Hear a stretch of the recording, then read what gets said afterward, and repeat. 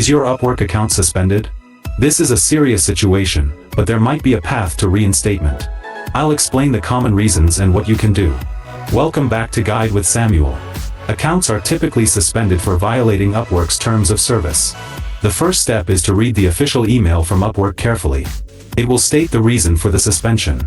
Common reasons include payment issues, misrepresentation, or asking clients to work outside of Upwork. Your only course of action is to contact Upwork support directly through their help center and appeal the decision.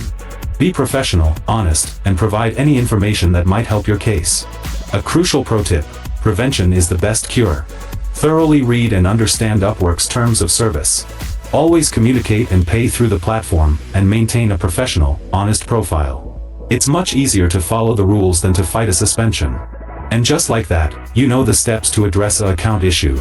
Fixing a suspension requires patience and a clear understanding of the rules. Have you ever reviewed Upwork's terms of service? For your final question, subscribe for our next video on how to contact Upwork support. Thanks for watching.